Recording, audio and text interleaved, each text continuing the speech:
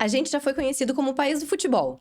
Continuamos sendo o país do samba, mas estamos indo por um caminho de índices muito negativos. Acabamos que somos o país mais sedentário da América Latina, um dos maiores níveis de obesidade do mundo, entre outros fatores. Mas hoje a gente veio falar de um que tem chamado muito atenção para todos nós aqui no Brasil. Somos mais de 18 milhões de pessoas diagnosticadas com ansiedade e somos o país mais ansioso do mundo. O que está nos levando para esse caminho e como é que a gente pode tentar mudar um pouco essa realidade? Bem-vindo ao podcast Estilo de Vida no Ar. Eu sou a Betina Ojeda, profissional de educação física, e estou com a equipe aqui multidisciplinar para hoje a gente falar mais uma vez sobre esse assunto tão polêmico e que cada vez cresce mais aqui no Brasil. Bem-vinda, meninas. Obrigada. Querem começar se apresentando, caso não conheçam vocês ainda? Pra quem ainda não me conhece, meu nome é Bruna Nogueira, sou enfermeira e hoje vou estar trabalhando também aqui com vocês esse assunto tão necessário no nosso dia a dia, né?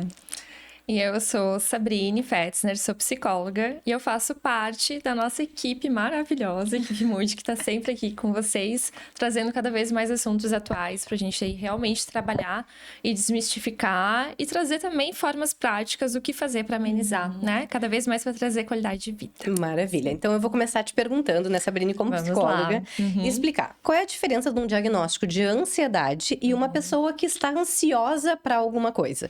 Como é que funciona essa diferença? Então, eu acho que é muito importante a gente começar a se questionar sobre o que de fato é ansiedade, né? Hoje em dia, todo mundo fala assim, nossa, mas eu sou muito ansioso. Porque eu acho que eu tenho transtorno de ansiedade. E isso é como, que nem a Bruna estava falando ontem numa live, né? Como se fosse realmente algo já fazendo parte da identidade da pessoa. Então, antes de chegar nesse ponto, vamos lá. O que é a ansiedade, então, né? Todos nós somos ansiosos. A ansiedade, ela faz parte da evolução do cérebro humano. Então, sem ansiedade, a gente não conseguiria ter sobrevivido àquela época completamente insalubre na pré-história. Então, assim, primeiro, se a gente for ver, assim, em vários momentos da nossa vida, da nossa história, da humanidade, primeiro surgiu no nosso cérebro a questão do estresse, né? Então, assim, antigamente, nossos ancestrais passavam pela floresta, né? Tu tava tranquilo, de boaça, né? Curtindo ali o passeio. E daqui a pouco se depara com um jaguar vindo na tua direção para te matar. Então, aquilo ali ocasionou um estresse muito grande. Porque é uma coisa que tu não estava preparado para isso e que tu teve que responder de uma forma muito rápida para sobreviver. E no ser humano, uma das necessidades maiores é a sobrevivência, procriação, alimentação, sono e por aí vai. Então, esse primeiro momento, vamos dizer que foi o estresse que foi ali desenvolvido. E o estresse, ele vem através de uma parte ali do cérebro que se chama amígdala, é como se fosse a nossa sirene de ambulância. Então, é ela que vai ligar, né, o nosso cérebro para que os nossos órgãos, né, se estejam prontos para a gente conseguir correr, para a gente conseguir pular um muro, para a gente conseguir se defender, se esquivar e por aí vai. Luta e fuga, né? Luta e fuga, isso mesmo. E aí, depois, a gente passa, digamos, por um processo onde eu vou, de novo, me expor a esse mesmo ambiente, mas eu venho com medo. Aí vem a emoção do medo. E a emoção, a gente sabe que ela é muito mais corporal, né? Então, a gente tem aquela sensação de medo, só que ela precisa ter algo específico acontecendo. Então, por exemplo, eu não vou ter medo antes da ansiedade, né? De nada, assim, vindo do nada. Não. Tem algum estímulo para te ter essa emoção. Isso para todas as emoções. E aí vem a ansiedade, né? De novo, eu vou lá, passou o medo, não aconteceu nada. Mas agora eu vou na floresta. E a ansiedade é o quê? Ela vai prever. Né? Ela vai fazer com que eu vá, assim, realmente ressabiado, pensando na possibilidade de vir de novo um jaguar, o que eu posso fazer? E eu vou começando a trazer mais elementos para realmente eu conseguir sobreviver diante de algum imprevisto, algum desafio, alguma ameaça. E aí vem a ansiedade, né? Então, assim, a ansiedade, ela não é todo mal. né? A gente precisa da ansiedade. Sim, ela não é totalmente negativa. Não é. Ela é realmente adaptativa e nós precisamos dela. Então, quando a gente vai tratar algo no quesito da ansiedade em terapia, a gente não vai eliminar a ansiedade. Porque a gente precisa, né? O mundo tá aí, tá cheio de riscos, realmente são riscos reais, mas o maior desafio de todos é que ela está o tempo todo sendo ativada. E isso que eu ia te perguntar. Agora tu foi falando e essa pergunta foi criando na minha cabeça. Em que momento, na tua visão de psicóloga, que tem essa parte muito clara, né, da onde vem a ansiedade, como é que funciona, que momento a sociedade passa a lidar com essa ansiedade, vamos dizer, natural, né, e vira esse transtorno que estamos aí com esse número absurdo no Brasil, Claro. vivendo com ansiedade, sendo diagnosticados e com medicação que a gente vai falar depois. Isso. Bom, a gente fala que é uma ansiedade adaptativa quando ela tem início, meio e fim, né? Então, eu fico ansiosa de vir aqui pro podcast, né? Então, eu vejo quais são as possibilidades que pode vir a dar errado, mas como que eu vou lidar com isso. E às vezes eu posso realmente ter, né? Por exemplo, o coração acelerado, as mãos suando, enfim, porque é algo novo. Nunca, né, acessei isso. E depois que eu sento, que eu falo, que isso finalizou para as pessoas que têm ansiedade adaptativa, digamos assim, nesse caso, passou. É um processo que passa. Então, vai ter momentos que tu vai ficar ansiosa. Nossa, eu tô muito ansiosa para esperar uma pessoa que faz muito tempo que eu não vejo, que tava lá morando nos Estados Unidos, né? Animada, enfim. Então, todos nós já tivemos algum nível de ansiedade. A questão maior é quando eu estou sempre em alerta, né? Então, assim, pode ter realmente uma situação que pode vir me ocorrer e isso me acionar a ansiedade, mas a gente ativa sempre, talvez nesse processo agora, de hoje em dia, a questão dos pensamentos. Né? E se acontecer isso comigo, mas eu vou lá no meio da multidão e se alguma coisa acontecer comigo, eu vou passar muita vergonha, ou daqui a pouco eu vou apresentar na frente de todo mundo e o que as pessoas vão achar de mim? E se eu der um branco e passar vexame? Eu acho que isso também está muito conectado com o desenvolvimento da tecnologia. Também. Isso que tu falou assim, vou apresentar, eu vou passar vexame e depois como vai ser. Antes, tu sabia que tu ia ali, fazia alguma coisa, nascia e morria naquele momento, né? Tu ia apresentar alguma coisa, não ia ter mais lá pessoas nos vendo. A gente ia estar aqui na nossa sala do podcast, os meninos que estão aqui fazendo a gravação, e ia acabar aqui. Mas a gente sabe que sempre agora tem alguém no celular, sempre tem alguém filmando, sempre tem alguém gravando. Então, os memes, né? Os memes. Meme. Então, isso nunca tem fim, né? Isso acaba te gerando, acho que essa ansiedade também por causa disso, porque tu nunca sabe onde vai parar determinada coisa, né? E isso são gatilhos, né? E muitas vezes a gente vem com muitas crenças desde a infância, não porque talvez os nossos responsáveis ficavam falando pra gente, mas talvez alguma coisa aconteceu e aquilo ali ficou pra mim porque eu interpretei dessa forma, né? Então, assim, por exemplo, na ansiedade a gente é um guarda-chuva, né? Então, existe a ansiedade.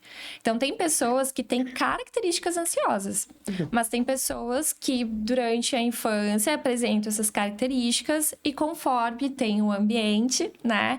Vai moldando, vai auxiliando na regulação das emoções, de como que vai lidando com os desafios da vida e pode ser que não desenvolva um transtorno, né? Então, assim, muitas vezes pessoas que, eu sempre fui assim, ansiosa na minha infância, né? Ou na minha adolescência, só que eu tô chegando num ponto da minha vida, na fase adulta, e eu tô começando a ficar cada vez mais ansioso, e isso tá começando a me atrapalhar. E daí a gente vai vendo esse grande guarda-chuva que existem outros transtornos da ansiedade, né? Aí tem o transtorno de fobia social, fobia específica, a ansiedade generalizada, existe agorafobia e por aí outros também, né? O TOC, o transtorno do estresse pós-traumático, é uma cadeia. E cada transtorno, né, ele tem suas características, ele tem um porquê de ter sido desenvolvido, mas às vezes tu não tem só um. Né? Às vezes tu pode ter um e mais o outro. Transtorno do pânico. Às vezes a pessoa nunca teve, a gente ainda não sabe qual é o gatilho, assim, que a pessoa tem o transtorno do pânico. E daí, do nada, tu tá caminhando e deu. O transtorno do pânico é muito do corpo, né? Então, a pessoa acha que vai morrer, que vai enlouquecer, porque ela começa a se concentrar nos sintomas ali do corpo, da reação. E aí passa, ela tem um pico muito forte, né? Em poucos minutos, e a pessoa acha que tem uma sensação de que ela tá realmente falecendo, né? Tendo um ataque cardíaco, mas ela cessa. Só que ela tava no meio da multidão.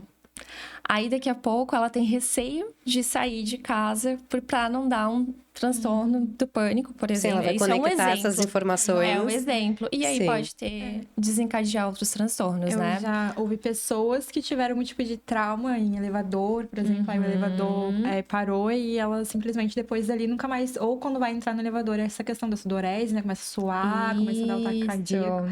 Então, aquele momento de trauma é um gatilho, assim, em lugares. Eu acho que isso também pode interferir nessa questão, né? Pode interferir bastante. A gente acaba vendo muito na clínica, por exemplo, que a maioria dos ansiosos, o que acontece? Eu vou parar de pensar que eu tô ansioso, ou eu não quero sentir que eu tô ansioso, aí evita, mas aí começa a ficar ansioso, porque em algum momento vai sentir ansiedade. Então, chega a ser um ciclo vicioso, sabe?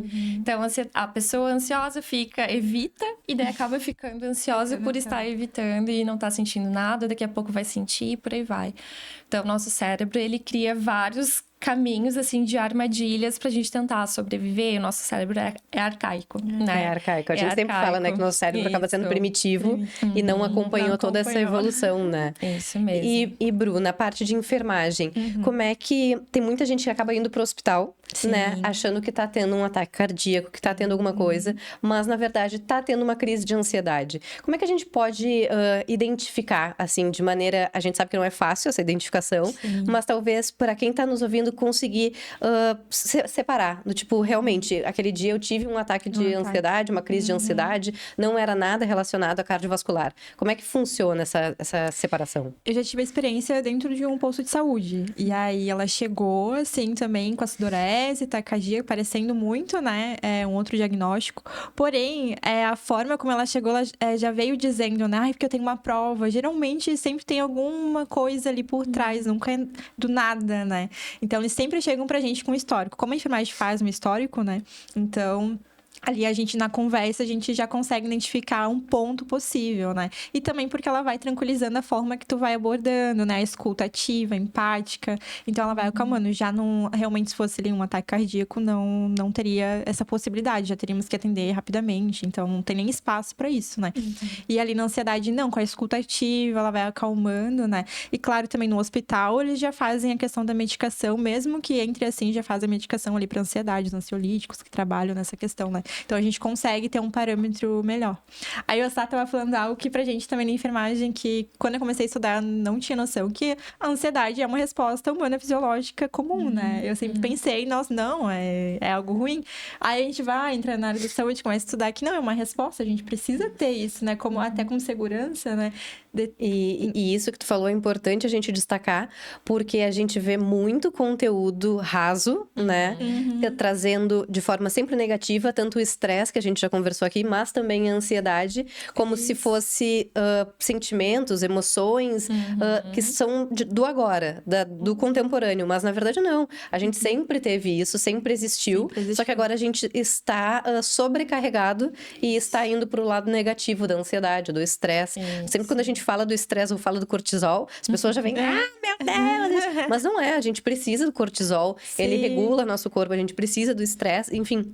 Então, isso é importante a gente trazer, que a ansiedade e o estresse, eles fazem parte do nosso sistema biológico. Não é uma coisa que hoje eu tô estressado, mas eu não tenho estresse. Não, isso faz parte do nosso corpo. E medicação, a gente sabe que as medicações têm crescido muito, a gente já falou aqui, inclusive, sobre automedicação e o risco da automedicação. Mas, como é que funciona essa medicação? Eu preciso passar pelo psicólogo para depois ir para um psiquiatra para fazer esse tratamento medicamentoso?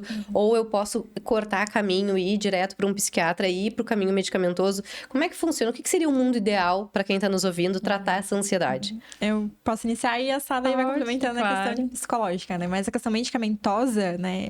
Eles são muito preocupantes, a questão do ansiolítico, né? Eles são necessários, essenciais. Por isso que o controle tem que ser bem contínuo e sempre assim com uma equipe, né? Sempre com psiquiátrica, sempre com psicólogo, né? Até porque quem vai prescrever medicação é o médico psiquiátrico, né? E aí temos o psicólogo, que é enfermagem, tem, enfim, aí tem acompanhamento da saúde, nutrição, tudo.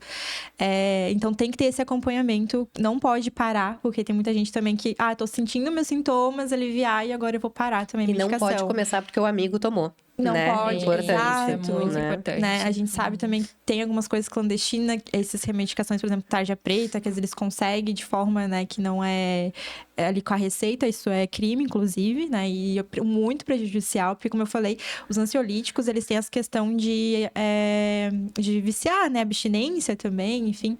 Então, eles são bem preocupantes, a gente tem que ter um acompanhamento. Para quem faz, tem 2 tipos que eu sempre vejo como extremo, né? Ou quem quer cortar do nada, ou quem vê que faz efeito e aí quer fazer o uso de uma dose maior. Também tem outro risco, né? Então, a gente tem que cuidar, até porque eles agem em neurotransmissores, né? E esses neurotransmissores, então, são medicamentos químicos, né? Que agem ali no nosso cérebro. E essa informação dos neurônios, então, a gente precisa ter este cuidado, porque age no nosso cérebro, age através também desses neurotransmissores que estão totalmente envolvidos na qualidade de vida, porque estão envolvidos no sono, né? Estão envolvidos na questão, como você está falando também dessa resposta também de luto-fuga, então a gente precisa ter uma quantidade de serotonina ali adequada, né, dopamina. E nos ansiolíticos, o que mais a gente percebe ali é o neurotransmissor GABA, né, que ele dá esse efeito mais relaxante. Então, quando a cabeça tá 1000 por hora, quem faz uso desse ansiolítico percebe que vai deixando mais relaxado, E né? agora tu falou E do o GABA, a gente tem na respiração também. A gente fala disso bastante aqui nos nossos conteúdos.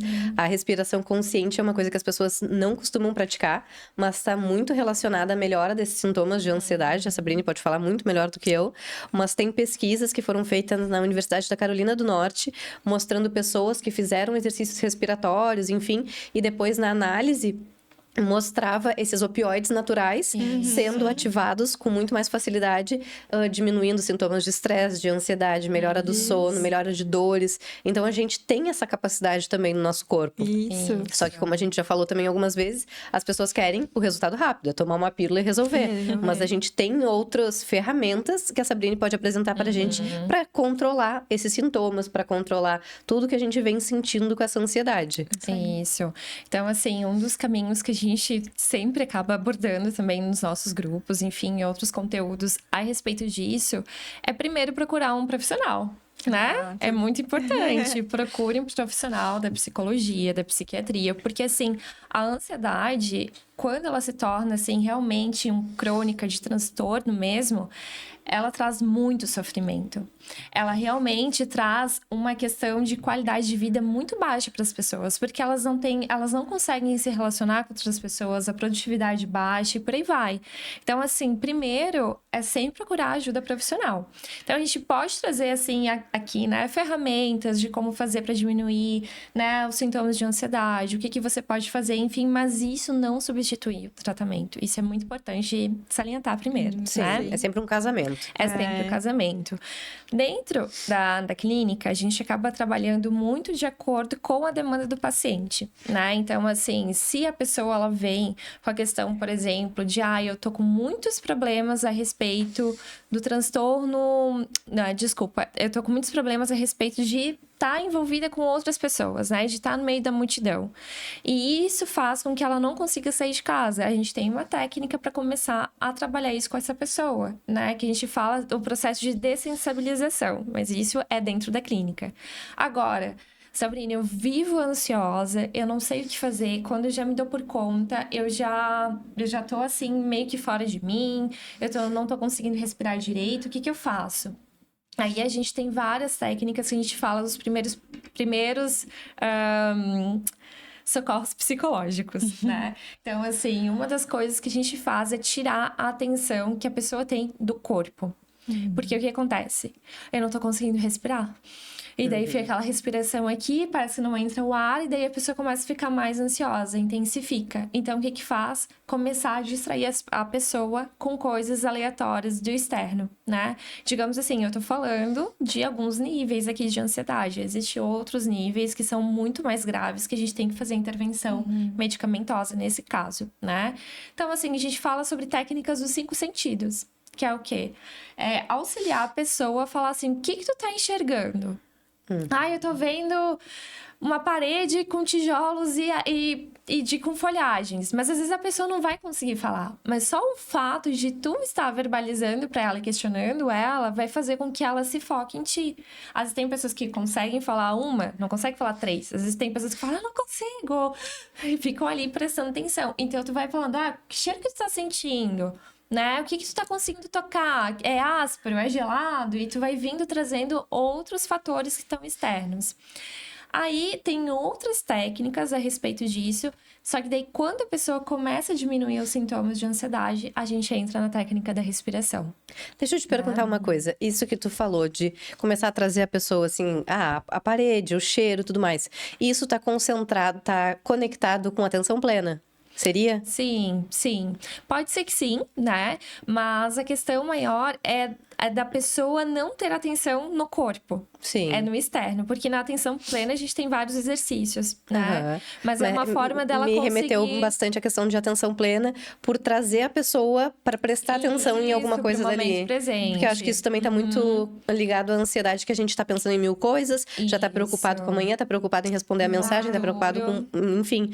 E aí tu foi trazendo essas informações e me remeteu muito a essa questão de atenção plena que a gente conversa bastante também aqui nos nossos grupos, enfim. E é uma coisa legal também de falar. Isso é fato. A gente acaba trazendo a pessoa para esse momento presente, por aqui e agora, né? Em relação ao que está acontecendo em torno dela. Porque acontece? Está tendo um alarme dentro do teu cérebro e vai ter respostas emocionais. Então, essa parte de interpretar, de pensar no que está acontecendo, ela é completamente inibida. A pessoa não tem discernimento para pensar e nem interpretar. Então, por isso que a gente pega e puxa para outras questões que estão ali externas, né? Legal. Até estava comentando das pessoas que não têm, né, a questão da ansiedade diagnosticada, mas essa, não, eu sou ansiosa, porque, enfim, no dia a dia, às vezes, né, se desorganiza. E aí, uma das ferramentas que eu pratico no meu dia a dia é a questão da organização. Porque eu sinto que, quando eu não sei, que nem tu falou, que eu não sei o que vai acontecer, aí me destabiliza, eu fico nervosa. Então, eu já procuro deixar tudo mais organizadinho, né? E aí, no meu dia a dia, porque às vezes a gente é desorganizado mesmo, não é questão de ser um transtorno de ansiedade. Às vezes a gente só é desorganizado e não E eu tá... acho que aí entra muito também a questão do autoconhecimento, né? Eu gosto de falar de autoconhecimento, É verdade. mas eu acho que é uma propriedade muito da psicologia falar de autoconhecimento. Tem muita gente aí, de novo, nas redes sociais, que bota qualquer coisa, de qualquer formação, não é da área da saúde e fala sobre isso, mas o autoconhecimento também é fundamental. Por exemplo, para identificar que, puxa, não é questão de eu ser ansiosa, é questão de eu preciso me organizar. Eu estou vivendo numa bagunça, isso me deixa desconfortável e às vezes confunde o sentimento, porque tá tão... em alta, por tudo que a gente está vivendo, falar de ansiedade, que eu já me coloco nessa caixinha também. E às vezes eu nem faço parte dessa caixinha, eu nem estou lá e estou me colocando por uma falta de organização da minha vida. Mas eu acho que também uma coisa que é legal a gente falar é sobre como o estilo de vida tem influenciado na ansiedade, né? Nesse crescimento de ansiedade. A gente fala muito sobre exercício físico e sobre alimentação também. E eu li uma pesquisa, acho que umas 2 semanas atrás, falando sobre o uso de açúcar, como ele interfere para quem tem ansiedade.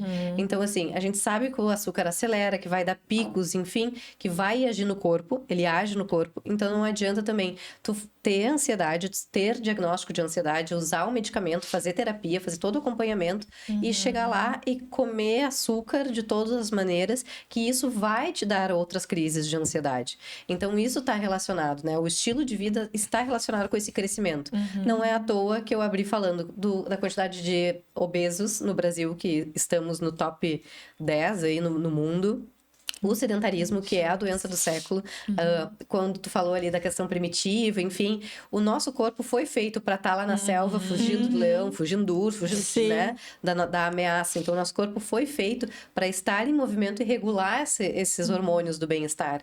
E a gente não tem feito isso, a gente não pratica 20 minutos de caminhada por dia. Então, como é que a gente vai regular? A gente esquece que o nosso corpo também é uma máquina e que precisa desse ajuste, e esse ajuste muitas vezes é movimentação. Os hormônios do bem-estar, eles não são uma coisa que eu preciso comprar um suplemento e estar ingerindo. Eu me movimentar, eu tomar luz do sol, eu dormir bem, eu consigo equilibrar esses hormônios para que talvez eu não vá curar uma ansiedade, mas eu vá diminuir os sintomas. E isso já é o primeiro passo, né? Então, cuidar a alimentação, cuidar exercício físico é fundamental para as pessoas que já estão identificando que estão caminhando para um diagnóstico de ansiedade, ou até Essa pessoa que fica muito ansiosa, assim, com coisas do dia a dia, também pode estar olhando mais, né, para esse prato que ela tá montando, para o quanto ela tá fazendo de exercício, o quanto ela tá se movimentando. Uma coisa que eu também gosto de falar sobre exercício físico e ansiedade, estresse, enfim, muitas vezes a gente tem a ideia que a gente precisa esgotar o corpo para que a gente controle a ansiedade. E muito pelo contrário, tem muitas pesquisas que mostram que a gente precisa de um exercício mais controlado para justamente não dar mais ansiedade. Então, assim, tem pessoas que têm o diagnóstico de ansiedade e vão, sei lá, ir lá pro CrossFit, fazer aquele exercício de alta intensidade e levantar peso e correr e tudo mais, e aquilo ali vai despertar mais ansiedade naquela pessoa. Então, talvez não seja o caminho para todo mundo. Não, óbvio, tem que ver caso a caso. Sim. Mas talvez um exercício como um yoga, como um pilates, como uma caminhada, até uma dança, são exercícios que eles exigem uma atenção plena. Eles vão casar a atenção plena com a respiração e isso vai fazer esse controle da ansiedade. Ótimo. Então, não necessariamente eu preciso ir para um caminho de vou me acabar treinando para controlar minha ansiedade. Não, eu preciso ir para um caminho onde eu preste atenção no meu corpo, na minha mente, na minha respiração. E isso a gente consegue fazer até na própria musculação, né? Às vezes a gente acha assim, mas a musculação não vai resolver. Vai, mas tu precisa estar na musculação e prestar atenção. Tu tá pegando um peso, tu sente o que aquele peso tá fazendo no teu braço, tu tá empurrando lá no leg press, tu tá sentindo o teu corpo, tá ativando teu abdômen, tá usando a respiração. Não adianta qualquer exercício tu ir lá fazer e pensa assim, pois é, hoje eu vou no mercado. Hoje eu vou sair de noite. Amanhã eu vou tomar uma cerveja. Não vai tá prestando funcionar, atenção. sabe? Tudo, qualquer coisa na nossa vida só vai ter resultado positivo se a gente prestar atenção no que a gente tá fazendo. E o exercício não é diferente para quem tem ansiedade. É bom a gente falar isso para que não precisa terminar esse episódio e correr para um exercício intenso para resolver, né? Eu vejo que não é a intensidade, mas é a constância também, né? Porque tem gente que é intenso, aí depois não vai mais. Porque foi tão intenso, aí cansou, aí já não quer continuar, isso é muita né? característica de quem vive em comportamento sedentário, nunca treinou e agora vai começar a treinar e vai querer fazer tudo. E tem um monte de dado aí que nos mostra que quem começa de forma abrupta não dura 3 semanas e para. Sim. Então, não é isso que a gente quer também. Não consegue fazer um exercício na academia, ou programado, ou ao vivo online, enfim. Mas faz caminhada, 10 minutos de caminhada, 15 minutos de caminhada, até após as refeições, que a gente sabe que depois da refeição tem esse pico de glicose, a pessoa já tem ansiedade, tem esse pico de glicose. Enfim, não fica lá sentado. Caminha 10 minutos depois de almoçar, das principais refeições, que isso também vai ter resultado lá para falar de ansiedade. Acho que durante um tempo a gente ficou desconectado, né, do corpo, da mente, que as doenças crônicas, principalmente, não estão conectadas com as da saúde mental, mas elas estão, né? Elas caminham juntas, né? Porque todas precisam também desse estilo de vida, né? Desses hormônios do bem-estar, então estão tudo ligado. Tá tudo conectado. Bom, Bru, indo já pro final do nosso podcast, queria que tu falasse assim, como é que a ansiedade tá relacionada com as doenças crônicas, principalmente cardiovascular, diabetes, enfim, como é que elas estão conectadas e como é que a gente pode melhorar essa questão. E a Sabrine depois falar 3 ferramentas práticas, assim, de bate-pronto. A pessoa que está nos vendo hoje tem ansiedade ou é muito ansiosa. O que ela pode fazer quando ela terminar, desligar esse podcast e ela pode praticar? Vai lá, com vocês. Jogou a bomba. Jogou agora, né? Não, mas assim, até pegando relatos mesmo, assim, de pacientes, né? Eu vejo que as doenças crônicas, aí, levando para esse lado também emocional, assim, é muita questão do não viver o presente, se preocupar muito com o futuro, do aonde essa doença crônica está me levando, né? E eu percebo essa relação, eu já digo, no estilo de vida, né? Então, geralmente, uma pessoa ansiosa, quando tá ansiosa, ela não tem já esse estilo de vida aí que venha promover assim, uma qualidade de vida. E as doenças crônicas, a mesma coisa. A maioria dos pacientes, quando tem o diagnóstico, aí é que começam a questão do autocuidado, né? De procurar mais ajuda. Mas antes, não. Então, eu vejo que também tem isso, né? A falta de procura antes porque quem tá ansioso também já sente algumas coisas, né? Mas deixa lá no estopim para procurar um auxílio. É a mesma coisa das doenças crônicas, né? E aí, a níveis do organismo, elas também reagem da mesma forma, porque a gente também precisa dos neurotransmissores para estar combatendo ali a questão da doença crônica, principalmente diabetes, que a gente trabalha com a insulina. Então, tem os hormônios do bem-estar envolvidos, né, nessa questão. Então, é mais nesse sentido, assim. Maravilha. Bom, não existe pílula mágica, né? Então, ferramentas, assim, talvez vai auxiliar uma pessoa, mas talvez não vai auxiliar outra pessoa. Então, a primeira coisa que eu vou bater na tecla é acompanhamento profissional. Segundo, eu tô começando a sentir que eu vou ficar ansiosa, eu que tô começando a ficar ansioso, é pegar e aplicar a técnica da respiração profunda ou a técnica da respiração quadrada, aquela respiração que você vai conseguir acalmar tanto teus órgãos, né? Teu pulmão, teu coração e também teu pensamento, porque a gente vai ativar o sistema nervoso parasimpático, que ele é responsável pelo relaxamento e a calmaria, que vai ativar o neurotransmissor a GABA, né? Então, assim, a respiração. Sabrine, eu não realmente, meus pensamentos, eles me esgotam. Eu não sei mais o que fazer, eu não paro de pensar em várias possibilidades. Então, a primeira coisa é, tá, qual é a possibilidade disso realmente acontecer? Às vezes as pessoas querem pílula mágica, mas não querem realmente pensar naquilo que tá fazendo elas sofrerem, né? Então, assim, qual é a possibilidade disso acontecer, né? Qual é a probabilidade? O que pode acontecer de bom também? E isso a gente vai esmiuçando esse pensamento. Tá, mas por que eu tô pensando nisso? Qual foi o gatilho disso acontecer? Então, assim, de fazer com que o nosso cérebro não fique levando a gente com esses pensamentos a ponto de nos causar esse mal-estar. E os outros pontos a gente vai trabalhando aí ao longo dos conteúdos. Maravilha, meninas. Muito obrigada. A gente agradece. E para você que já tem ansiedade, tem um diagnóstico ou sente já alguns sintomas, já pensou em rever seu estilo de vida, melhorar sua alimentação, ter mais movimento, praticar respiração consciente? Não deixe de procurar um psicólogo, se necessário procurar um psiquiatra e sempre uma ajuda da equipe multidisciplinar. Te espero no próximo conteúdo. Até mais!